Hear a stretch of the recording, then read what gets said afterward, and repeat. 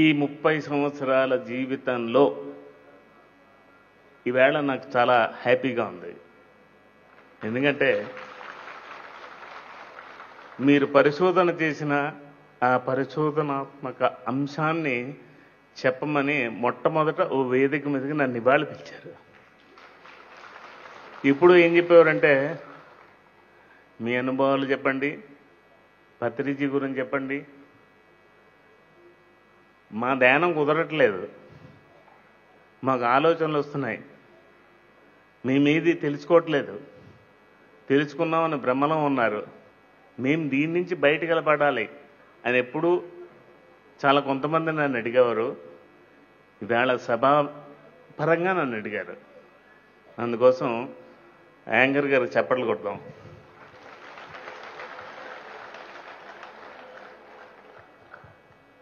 పత్రిజీ మనకిచ్చింది వజ్రాయుధం. ఇంద్రుడి చేతిలో ఉండేటువంటి వజ్రాయుధం కన్నా చాలా శక్తివంతమైంది శ్వాస మీద ధ్యాస. ఇది అందరికీ అర్థమైనట్టే ఉంటుంది, కానీ దీన్ని లోతుల్లోకి వెళ్తేనే కానీ మనం పట్టుకోలేకపోయాం. ఒక పత్రిజీ పిఎస్ఎస్ఎం ప్లాట్ఫామ్ మీద థర్డ్ ఐ గురించి, సూక్ష్మ శరీరం గురించి, మిగతా శరీరాల గురించి మాట్లాడారే తప్ప ఏ ఆర్గనైజేషను, ఏ గురువు ఇవన్నీ చెప్పదు. పోనీ పత్రిజీ చెప్పినవన్నీ మనం అందిపుచ్చుకున్నామా? ఇది క్వశ్చన్ మార్క్. ఎవరికి వాళ్ళు మభ్య పెట్టుకునే పని కాకపోతే ఇవాళ మీతో నేను జత కలుస్తా. చాలామంది 100కి 90 మంది అడుగుతూ ఉంటారు, నేను ధ్యానం చేస్తున్నాను, కళ్ళు మూసుకుంటున్నా, విపరీతంగా ఆలోచనలు వస్తున్నాయి, తగ్గట్లేదు. 2 సంవత్సరాల నుంచి, 3 సంవత్సరాల నుంచి, 4 సంవత్సరాల నుంచి మెడిటేషన్ చేస్తున్నప్పటికీ కూడా నో మైండ్ స్టేట్ రావట్లేదు. దీన్ని నాతో ఏకీభవించేవాళ్ళు ఎంతమంది ఉన్నారు? చేతులు పైకెత్తండి. అది అలా నిజం ఒప్పుకుంటే నేను దానికి మీరేం చేయాలో రెమెడీ చెప్తాను. ఫస్ట్, మీ అందరికీ శ్వాస అన్న పదం అర్థమైందా? శ్వాస అంటే ఎక్కడుంది? మీరేం చేతులు ఎత్తక్కలేదు. శ్వాస అనేది ఎక్కడుంది? మన ధ్యాన జగత మ్యాగజైన్లో ధ్యానం చేసే విధానం ఉంది. సుఖాసనంలో కూర్చుని ఉచ్ఛ్వాస నిశ్వాసాలు గమనించమన్నారే తప్ప అందులో శ్వాస అనే పదం ఎక్కడైనా ఉందా? మరి ఈ శ్వాస ఎక్కడి నుంచి వచ్చింది? మీరు కళ్ళు మూసి కూర్చుంటారు, తీసుకునే గాలి, వదిలే గాలి. తీసుకునే గాలి చల్లగా ఉంటుంది, వదిలే గాలి కొంచెం వెచ్చగా ఉంటుంది. ఇక్కడ తెలుస్తుంది, మరో చోట తెలియదు. దాన్ని ఏమన్నారు మనల్ని? శ్వాసని ఎక్కడ గమనించాలి మనం? నాసికాగ్రంలో గమనించమని చెప్పారు. అవునా? అంటే ఈ ఉచ్ఛ్వాస నిశ్వాస ఇక్కడ 2 ఉన్నాయి, కానీ ఇక్కడికి వెళ్ళేసరికి 2 కలిసిపోయాయి. ఆ కలిసిపోయిన ప్రదేశంలో ఉండేదాన్ని శ్వాస అన్నారు. ఇక్కడ శ్వాస, ఇక్కడ కాదు. ఉచ్ఛ్వాస నిశ్వాస గమనిస్తున్నంతసేపు, ఎన్ని సంవత్సరాలు చేస్తున్నంతసేపు శ్వాస మీదకి వెళ్ళలేదు. సరే, ఈ శ్వాస అనేది ఈరోజు మనకు తెలిసింది, ఇక్కడ ఉంటుంది, దాన్ని గమనించాలి. ఒక ఆయన రమణ మహర్షిని అడిగాడు, ధ్యానం అంటే ఏంటి? ఆయన ఇంకో పద్ధతిలో అడిగారు, నామస్మరణ అంటే ఏంటి? అంటే రమణ మహర్షి ఏం చెప్పారంటే, నీ నోట్లో నామాన్ని ఉచ్చరిస్తూ ఉండడం అనేది నామస్మరణ కాదు. నోట్లో నువ్వు నామాన్ని ఉచ్చరించడానికి ముందు నీ శరీరాలలో ఆ నామం ఎక్కడ పుట్టిందో అక్కడికి వెళ్ళి కలవాలి. అది నిజమైన నామస్మరణ. అప్పుడు మీకేమవుతుంది? ఆ నామం మీకు వినబడుతుంది, మీరు పలకక్కలేదు. అందుకే ఋషులు ఏం చెప్తారంటే, మంత్రాతీత స్థితి, నామాతీత స్థితి, అలాగే ఇప్పుడు మనం వెళ్ళాల్సింది అతీతమైన స్థితిలోకి వెళ్ళాలి. ఓకే, ఇక్కడ పెట్టలేదు కానీ చాలా చోట్ల 95-99% ప్రతి ధ్యాన మందిరంలోనూ శ్లోకం పెట్టారు. ఉత్తర గీతలో శ్రీకృష్ణుడు చెప్పింది ఏంటది? పూజాకోటి సమస్తోత్రం, స్తోత్రకోటి సమో జప, జపకోటి సమో లయ. ఈ మూడిటిల్లోనూ పట్టుకున్నారు. ధ్యాన కోటి సమో లయ అన్నారు. ఆ స్టాంజాన్ని ఎందుకు పట్టుకోలేదు? లయం అంటే ఏంటి? శివుడు లయకారుడు, ఆయన ఎప్పుడూ ఆ లయంలోనే ఉంటాడు. లయం అనేది సంస్కృత పదం, తెలుగులో దాన్ని ఏమంటారు? లీనము అంటారు. మనం లీనమైపోవాలి. దేంట్లో లీనమైపోవాలి? సార్ చెప్పేవారు, శ్వాసధారతో ధ్యాసధార, శ్వాసానుసంధానం. ఆయన పదాలన్నీ ఒక్కసారి గుర్తు తెచ్చుకోండి. మనం ఆ శ్వాసధారతో, నెక్స్ట్ ఉండేది ధ్యాసధార. ఆ ధ్యాస దగ్గర మనం ఫెయిల్ అయిపోయాం, అసలే పట్టుకోలేదు. మన లక్ష్యం దేని మీద ఉండాలి? ఆ ధ్యాస ఎప్పుడు మన లక్ష్యం మీద ఉండాలి. కళ్ళు మూసి కూర్చున్నారు, ఉచ్ఛ్వాస నిశ్వాసాలు గమనించారు, మీకు శక్తి రావడం మొదలైంది. ఆటోమేటిక్గా మీ ధ్యాస ఆ శక్తి మీదకి వెళ్ళిపోయింది. ఏమవుతుంది? చేతుల్లో శక్తి వచ్చింది. ఇప్పుడు కూడా మీరు కూర్చున్నారు, మీకు కూడా శక్తి వస్తుంది. అయితే అలా వచ్చింది, అలా ఖర్చు అయిపోతుంది. ఎందుకంటే వింటున్నారు, చూస్తున్నారు, మాట్లాడుతున్నారు, లోపల ఆలోచిస్తూ ఉన్నారు. ఇప్పుడు ధ్యానంలో కూర్చున్నారు అనుకోండి, ఇవి చేయరు కాబట్టి ఆ శక్తి మిగులుతోంది. ఆ శక్తితో మీరు ధ్యాస మరల్చారనుకోండి, ఆ ఎనర్జీలో ఉండిపోతారు, ఆ మైకంలో ఉండిపోతారు, ఆ తన్మయత్వంకి వెళ్ళిపోతారు, ఆ శక్తిలో లీనమైపోతారు. లీనమవ్వాల్సింది ఆ శక్తిలో కాదు. మీ ధ్యాస ఎక్కడుంది? ఆ లక్ష్యం నుంచి బయటకు వెళ్ళారనుకోండి, ఆయన చెప్పినటువంటి జ్ఞానాన్ని, మూఢకర్ణ గురించి కానీ ఏవేవో పుస్తకాలు ఉన్నాయి, వాళ్ళు నిజమే చెప్పారు, ఎంత అనుభవం ఉందో చెప్పారో, వాళ్ళకి ఎంత అనుభవం వచ్చిందో అంతే చెప్తారు. మనం ఎప్పుడు తెలుసుకోవాలి? మన లక్ష్యం నుంచి ధ్యాస పక్కకు వెళితే మనలోంచి వచ్చే ఆలోచనలు, మనకు వచ్చే ఆలోచనలు, దీని మీద మనం ధ్యాస పెడితే అది ఎంటర్టైన్ చేస్తున్నాం. అలాగే ఆలోచనల్ని పెంచుకున్నారనుకోండి, అప్పుడు మీ ధ్యాస మనసు పొరల్లోకి వెళ్ళిపోతుంది. అది వెళ్ళిపోయిన తర్వాత ఏమవుతుంది? గతంలో జరిగినవన్నీ గుర్తొస్తాయి. ఏ ఆలోచన ఎవరితో లింక్ అయి ఉందో ఆ వ్యక్తి గుర్తు రాగానే ఆ మనసు పొరల్లోకి వెళ్ళిపోయిన మనకి ఆ వ్యక్తి వల్ల మనకు జరిగిన మానవమానాలని గుర్తొచ్చి లేని ఉద్రేకాలన్నీ తెచ్చుకుంటున్నాం, అవి శరీరం మీద ఆపాదించుకుంటున్నాం. అందుకే ఏ వ్యక్తి మీద కలిగినటువంటి ద్వేషం ఒక్కసారి పోవట్లేదు మనకి. ఈ శరీరం శాశ్వతం కాదు కదా, మరి ద్వేషాలు ఎందుకు ఉంటున్నాయి? కనుక మన ధ్యాస ఎక్కడికి వెళ్ళాలి? ఈ శ్వాస ఇక్కడ మనకు తెలుస్తోంది, కానీ శ్వాస ఇక్కడ పుట్టలే. ఎక్కడ పుట్టిందో అక్కడికి వెళ్ళి కలవాలి. అది లయం అంటే. శ్వాస మీ శరీరంలో ఎక్కడ పుట్టింది? మీ హృదయంలో పుట్టింది. హృదయం అంటే ఇక్కడ ఇది చూపించద్దు, ఇది గుండె. గుండె వేరు, హృదయం వేరు. మీ హృదయం అంటే ప్రతి మహిళ మంగళసూత్రాలు వేసుకుంటారే, దీని కింద ఉండేటువంటి భాగం, ఇది హృదయ స్థానం. దాన్నే హృదయ కుహరం అంటారు. అందుకే కొన్ని ఆధ్యాత్మిక సంస్థలు ఏం చెప్తారంటే నీ హృదయం మీద ధ్యాస పెట్టు ఉంటుంది. లేకపోతే ఏంటంటారు? ఆ హృదయంలో వెలుగుతున్న అంగుష్ట మాత్రంలో జ్యోతి వెలుగుతోంది. ఇది మనకి నాసా వాళ్ళు కన్ఫామ్ చేశారు. మీరు 2015 యూట్యూబ్లో కొడితే ప్రతి మనిషిలోనూ అంగుష్ట మాత్రం చేత జ్యోతి వెలుగుతూ ఉంది. కానీ అది ఎక్కడి నుంచి వచ్చింది, ఎలా వెలుగుతుంది మేము తెలుసుకోలేదు, మా చేత కాలేదు, ఉందని మాత్రం కనుక్కున్నాం అని వాళ్ళు స్టేట్మెంట్ ఇచ్చారు. ఎప్పుడైతే ఇంత జ్యోతి స్వరూపంలో మన ఆత్మ అక్కడ ఉందో, అది మన ఆత్మస్థానం, మన స్వస్వరూపం. అంటే మనకు రూపం ఉంది, ప్రతిరూపం ఉంది, స్వస్వరూపం ఉంది. రూపం అంటే ఏంటి? కంటికి కనిపించేది. ఇప్పుడు ఇక్కడి నుంచి చాలామంది వెంకటేశ్వరం గుడికి వెళ్ళారు. మీకు అక్కడ మహా అయితే 10 సెకన్లు ఉంచుతారు. ఈ 10 సెకన్ల సమయంలో మీరు ఏం చేస్తారు?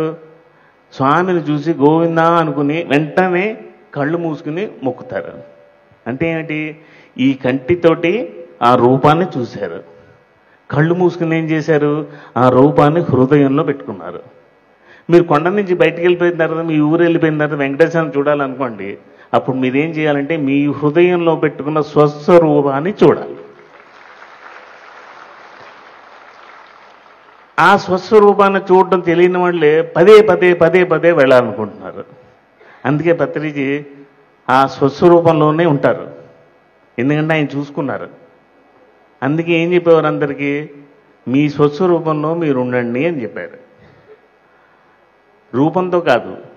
అందుకే ఫిజికల్ ఫామ్కు ఇంపార్టెన్స్ ఇచ్చేవారు కాదు, ఏ ఫోటోలు ఇంట్లో పెట్టనిచ్చేవారు కాదు, ఆయన ప్రతిరూపాన్ని కూడా పెట్టుకొని ఇచ్చేవారు కాదు.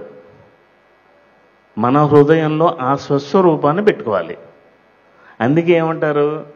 ఎప్పుడైతే మనం గురువుని కానీ ఇష్టదైవాన్ని కానీ మన హృదయ కుహరంలో, ఎందుకంటే మన బుద్ధి పనిచేసేది ఎక్కడి నుంచి అంటే అక్కడి నుంచే, మన బుద్ధి భూమికల్లోకి ఆ ఇష్టదైవాన్ని కానీ గురువుని కానీ ప్రవేశపెట్టుకుంటే ఏం కాదు. అంటే దాని అర్థం ఏంటంటే ప్రతి క్షణం తలుచుకుంటూ ఉండాలి. ఆ గురువునే తలుచుకుంటూ ఉండండి, ఆ గురువునే స్మరిస్తూ ఉండండి. ఆయన మనలోనే ఉన్నాడు, నేను మాట్లాడే మాట వింటున్నాడు అని ఎప్పుడైతే మీకు అర్థమైందో మీరు మాట్లాడే మాటలు తగ్గిపోతాయి.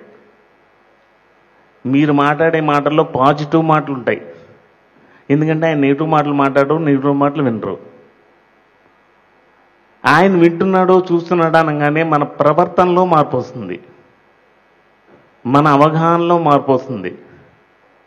ఆయన మన దగ్గర లేరు కాబట్టే నన్నెవరూ చూడట్లేదని అనుకుంటున్నాం. మీలో ఆయన ప్రతిష్టాపన చేసుకుంటే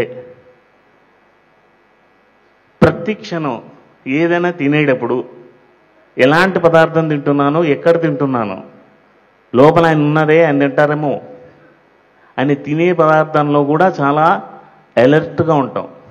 ఎప్పుడంటే అప్పుడు తినాం, ఏదంటే అది మాట్లాడటం, ఎవరిని దూషించాం, ఎవరిని తోలనాడం, ఎవరిని వ్యతిరేకించాం.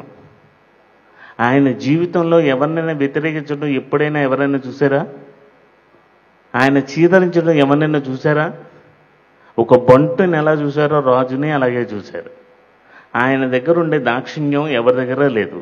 దాక్షిణ్యం అంటే ఏమీ లేదు, అందరినీ సమానంగా చూడడం. ఆయన ఇంట్లో పెట్టుకునే రాఘవరావు గారిని ఒకలాగే చూశారు, ఆయనతో ఉన్న నన్ను ఒకలాగే చూశారు, ఆయన దగ్గరకు వచ్చే చేయకండిచ్చిన ఆయన్ని ఒకలాగే చూశారు, కారు డ్రైవర్ని ఒకలాగే చూశారు. ఒకళ్ళు ఎక్కువ ఒకళ్ళు తక్కువ లేదు, అందరినీ సమానంగానే చూశారు, అందరికీ సమానంగానే చెప్పారు, అందరికీ 18 సూత్రాలే చెప్పారు. నేను ఆయనతో ఉన్నాను కాబట్టి నాకు 19 నేర్పలే. ఆయన నేర్పిన 18 సూత్రాలని అధ్యయనం చేసి మాకు చేతనంత వరకు ఎన్ని అధ్యయనం చేయాలో చేసి అభ్యాసం చేసి నేర్చుకున్నాం. ఎంత నేర్చుకుంటే అంత అవగాహన వస్తుంది. ఇప్పుడు ఒకడు గొప్పోడు అయ్యాడు, ఒకడు కాలేదు అంటే దేని నుంచి అది? గొప్పవాడు దేని నుంచి అవుతాడు? తనకున్న అవగాహన, తనకున్న జ్ఞానం, తనకున్న గొప్పతనం. సో గురువుని కానీ ఇష్టదైవాన్ని కానీ మీ హృదయంలో ప్రతిష్ఠించుకుంటే మీ బుద్ధి కర్మానుసారిణి అన్నారు. అంటే మీ బుద్ధి ప్రకారమే కర్మలు చేయడం మొదలు పెడతారు. అప్పుడు ఇష్టదైవాన్ని కనుక మీలో ప్రవేశపెట్టుకుంటే మీ బుద్ధిలో మార్పు వస్తుంది. అప్పుడు ఏది చేయొచ్చు, ఏది చేయకూడదు అనే విచక్షణ జ్ఞానం కలుగుతుంది. సో ప్రతి మనిషిలోనూ జ్ఞానం ఉంది, దానికోసం ఎవరు వెంపర్లాడకలే. మీకుండేటువంటి సొంత సాధన వల్ల జ్ఞానం అనేది లభిస్తుంది. రెండోది విజ్ఞానం. ఈ విజ్ఞానం ఎక్కడి నుంచి వస్తుందంటే మనలో రాదు, బయట నుంచి మనలోకి వస్తుంది. దేని ద్వారా అంటే సజ్జన సాంగత్యం చేయండి, సద్గ్రంథాలు చదవండి, వాటి వల్ల విజ్ఞానం మీలో కలుగుతుంది. మీలో ఉండే జ్ఞానము ఈ విజ్ఞానము రెండు రంగరించిన తర్వాత మీరు నోరు తెరిస్తే మీలోంచి వచ్చేది ప్రజ్ఞానం. మీలో ఆ ప్రజ్ఞానం రాకుండా కేవలం జ్ఞానంతో మీరు చెప్పడం మొదలు పెడితే అవతల వాడిని పెత్తనం చేస్తుంది కానీ ప్రభావితం చేయదు. మనం ఎవరిని పెత్తనం చేయకూడదు. మన అనుభవ జ్ఞానంతో అవతల వాడిని ప్రభావితం చేయాలి. అప్పుడు వాళ్ళు ఇంకో 10 మందిని ప్రభావితం చేస్తారు. సో మనలో ఉండే జ్ఞానానికి బయట నుంచి వచ్చే విజ్ఞానం రంగరిస్తే మనలో నుంచి వచ్చేది ప్రజ్ఞానం. మన దగ్గరకు వచ్చే వాళ్ళకి మన నోరు తెచ్చి మన ప్రజ్ఞానాన్ని వాళ్ళకి ఇస్తే ఆ ప్రజ్ఞానం ద్వారా వాళ్ళలో ఉండేటువంటి అంధకారాన్ని పోగొట్టుకుని, అంటే అజ్ఞానాన్ని పోగొట్టుకుని వాళ్ళల్లో ఆ జ్ఞాన జ్యోతి వెలిగిస్తే ఆ జ్యోతిలో మన కర్మలు కాలి బూడిదవుతాయి. అది జ్ఞానాగ్ని దగ్ధ కర్మాణం అంటే. అవతల వాళ్ళలో జ్యోతి ఎప్పుడు వెలుగుతుంది చెప్పండి? అవతల వాళ్ళలో మీ మాటల వల్ల జ్యోతి వెలగాలంటే మీ ప్రజ్ఞానం ద్వారా వాళ్ళ అజ్ఞానాన్ని తీసేస్తే అంధకారం పోతే వెలుగు వస్తుంది. ఆ వెలుగుల్లో మీరు చేసిన కర్మలు కాలి బూడిదవుతాయి. అది జ్ఞానాగ్ని దగ్ధ కర్మాణం అంటే. కనుక బుద్ధుడు ప్రపంచంలోకి బోధన చేయడానికి మొదలుపెట్టిన తర్వాత చూశాడు, అందరి మనసుల్లోనూ దుఃఖమే ఉంది, అందుకే ప్రపంచం అంతా దుఃఖంలో ఉంది అన్నాడు. సరే, ఇప్పుడు ఆ దుఃఖానికి కారణం ఏంటి? ఇప్పుడు నేను మిమ్మల్ని మాటల్ని తిట్టాను, వెంటనే మీరేం చేస్తారు? మీరేం మౌనంగా ఉంటారు. నేను ఒకసారి మీకు బుద్ధి ఉందా లేదా అని తిట్టాను అనుకోండి, మీరేమంటారు? నీ కాదురా, నా కాదు, నీకు బుద్ధి లేదు, నువ్వు సరిగ్గా ఉండు అని అంటారు. ఇప్పుడు ఏమైంది ఇక్కడ? నా యాక్షను, మీ రియాక్షను, నా చర్య ప్రతిచర్య. మీ ప్రతిచర్య వల్ల నాకు దుఃఖం వస్తుంది, అవునా? ఇప్పుడు నాకు దుఃఖం రాకుండా నేను మళ్ళీ రియాక్ట్ అవ్వకుండా నేను ప్రశాంతంగా ఉండాలనుకోండి, ఇప్పుడు ఇక్కడ ఉన్న చర్య ప్రతిచర్య రెండు ఉన్నాయి, అవునా? దీంట్లో దేనాపచ్చు? నేను నా యొక్క చర్యను నేను ఆపితే మీ ప్రతిచర్య ఉంటుందా? అప్పుడు మీకు దుఃఖం కలుగుతుందా? నాకు కలుగుతుందా? ఇది ఒక్కటే చాలదా ప్రపంచం దుఃఖం నుంచి బయటకు తీసేయడానికి? దీనికేంటి? మన నోరు.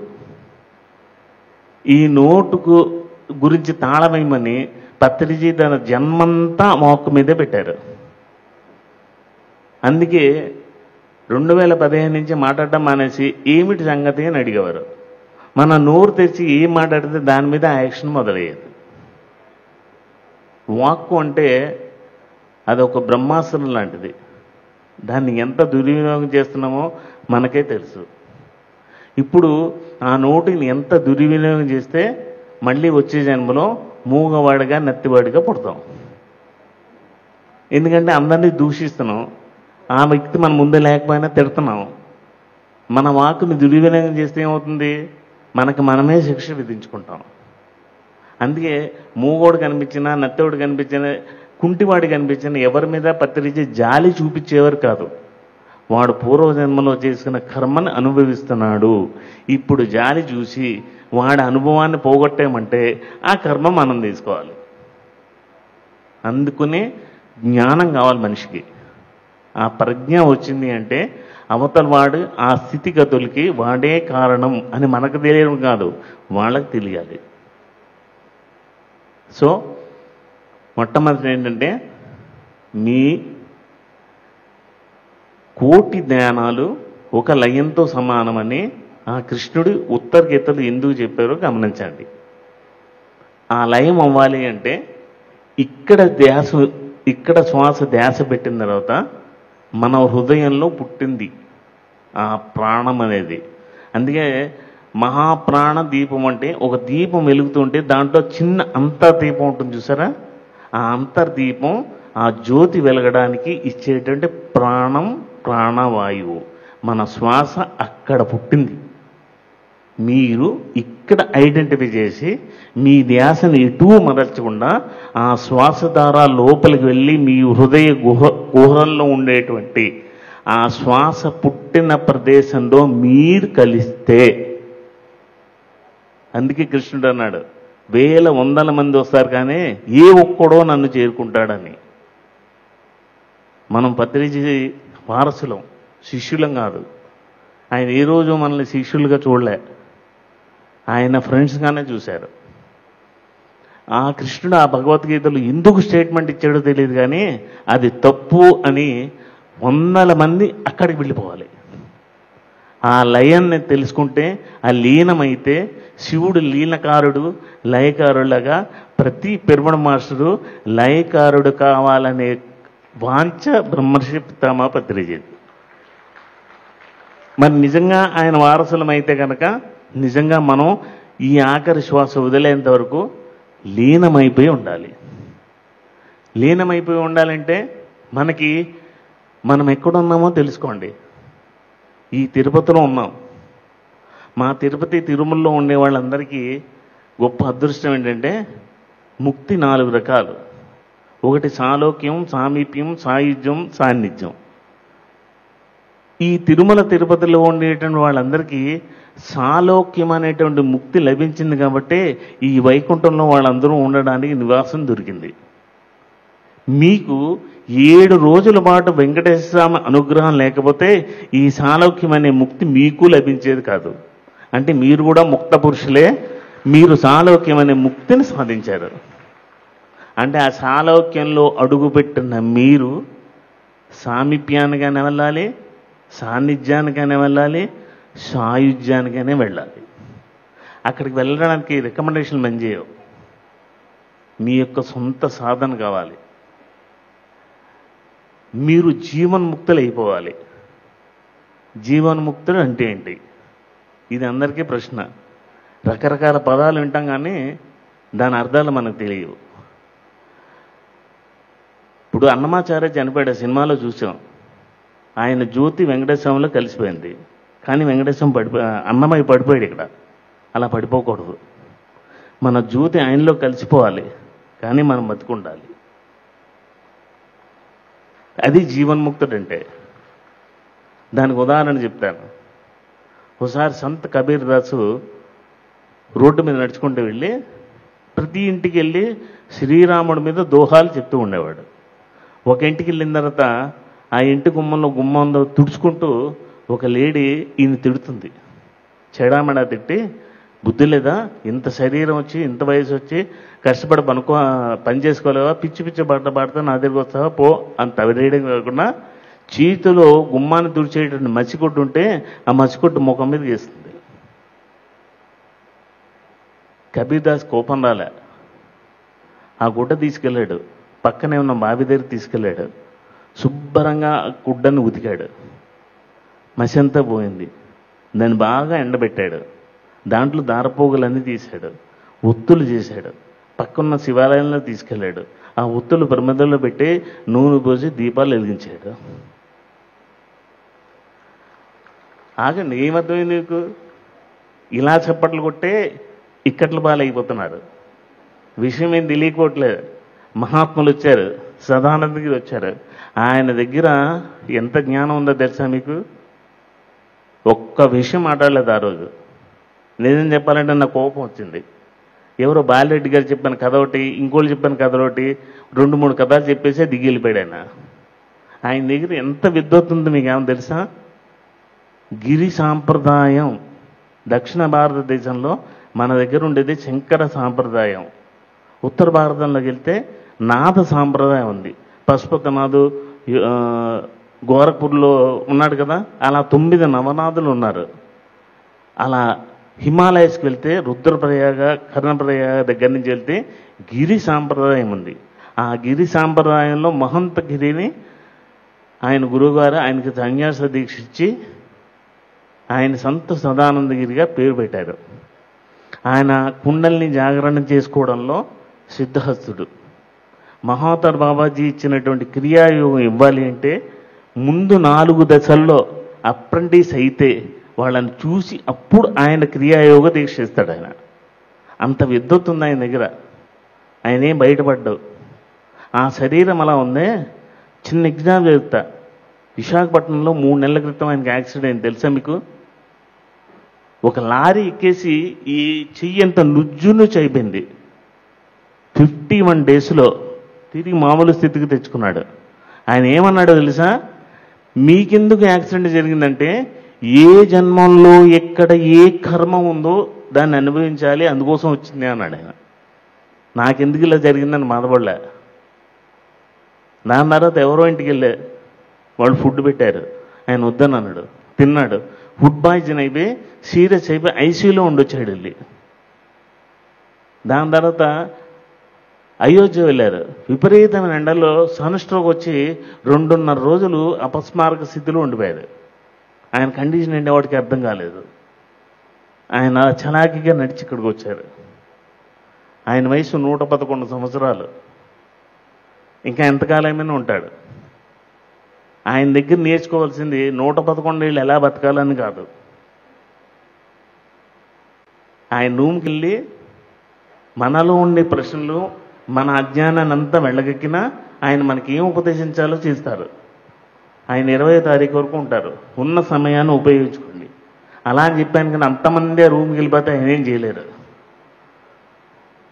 సో చెప్పేది ఏంటంటే, జీవన్ముక్తుడు అంటే ఆ తల్లి మచ్చిగుడ్డ కబీర్ మీద విసిరేసిన తర్వాత ఆ కర్మని ఈశ్వరార్పణం చేశాడు ఆయన. ఆయనకేం కోపం రాలేదు. ఆ దీపాలు వెలిగించేసిన తర్వాత మరుసటి రోజు అదే రోడ్లో వెళ్తే ఆ లేడీ వచ్చి కాళ్ళ మీద పడింది. ఏం మాట్లాడలేదు. గుడ్డ విసిరినప్పుడు ఎలా ఉన్నాడో కాళ్ళ మీద పడినప్పుడు కూడా అలాగే ఉన్నాడు. అంటే దీనికి చలించకుండా అన్నిటికీ సిద్ధమై అలా బ్యాలెన్స్గా ఉండడం అనేదే జీవన్ముక్తుల లక్షణం. దౌర్భాగ్యం ఏంటంటే భారతదేశం యోగ భూమి, కర్మభూమి అంటారే కానీ జీవన్ముక్తులు కొన్ని కోట్ల మంది భారతదేశంలో ఉన్నారు. వాళ్ళ ఎక్కడున్నారు, ఏం చేస్తారో మనకు కనపడదు. వాళ్ళ రీతిలో వాళ్ళు ఉంటారు. అలాంటి జీవన్ముక్తులు హిమాలయ సానువుల్లోనూ ఎక్కడ పడితే అక్కడ ఉన్నారు. మనం వాళ్ళని గుర్తించలేము. వాళ్ళు మనల్ని గుర్తిస్తారు. వాళ్ళు మనల్ని అక్కున చేర్చుకోవాలంటే ఈ కట్టె, ఈ శరీరం దీంట్లోనే వాళ్ళు గ్రహిస్తారు.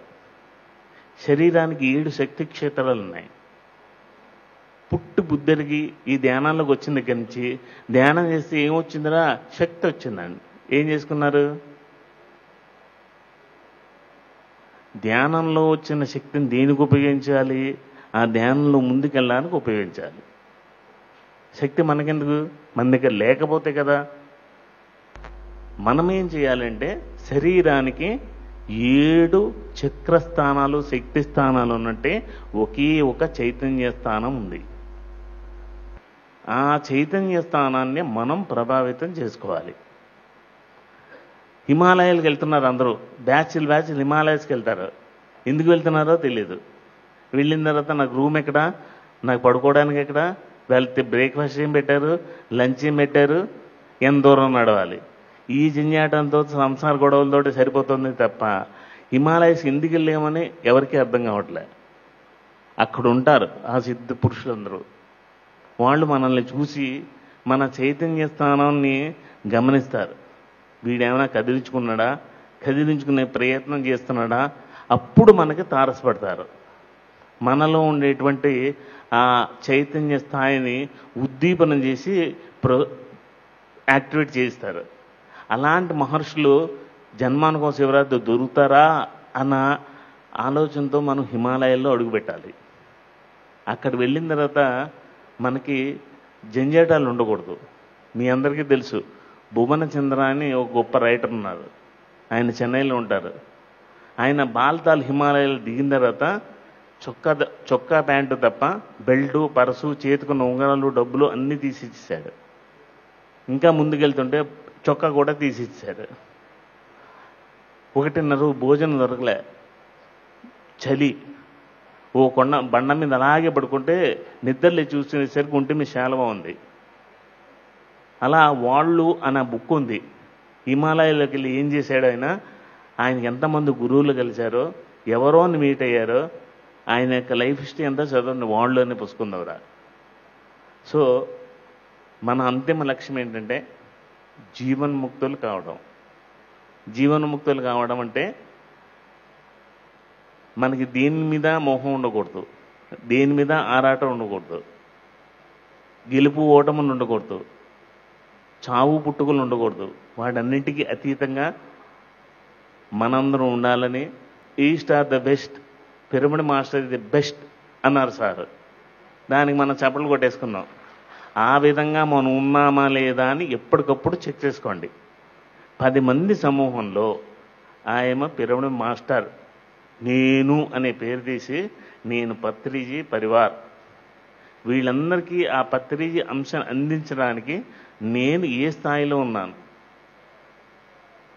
ఎవరైనా ఏదైనా చెప్తే వినాలి, వాళ్ళతో కలిసిపోవాలి, వాళ్ళతో మమైకం అయిపోవాలి. అప్పుడు మనం చెప్పింది వింటూ ఉంటారు. చాలామంది ఫోన్లో జూములో చెప్తూ ఉంటారు, మీరు ఏదైతే ధ్యానం చెప్తుంటే ఎవరు వినట్లేదు సార్, ఎవరు అర్థం చేసుకోవట్లేదు సార్ అని. మీరు ధ్యానం చెప్పినప్పుడు పత్రిజీ వచ్చి మీ ఇంటికి ధ్యానం చెప్పడానికి వచ్చినప్పుడు మీరు ఎలా విన్నారు? ఆయన మీలో కలిసిపోయారు. నేను గొప్ప, నేను ఎంతో బుద్ధుణ్ణి, వీళ్ళకి ఏం లేదు అన్న అవగాహనతో మీ ఇంటికి రాలేదు. మీలో ఒకటిగా వచ్చాడు, మీ కుటుంబంలో సభ్యుడిగా కలిసిపోయారు. అప్పుడు మనం ఆయన్ని ఇంటి మనిషిగా ఎంచుకున్న తర్వాత ఆయన నోరు తెరిచి ఏం చెప్పాలో చెప్పేవారు. అప్పుడు మనం వినేవాళ్ళం. ఆ విధంగా మనం అందరికీ చెప్తున్నామా లేదా? ఆ విధంగా అందరినీ రిసీవ్ చేసుకుంటున్నామా లేదా? ఒకే ఒక లాస్ట్ వర్డ్ ప్రతి ఒక్కళ్ళు గుర్తుపెట్టుకోండి.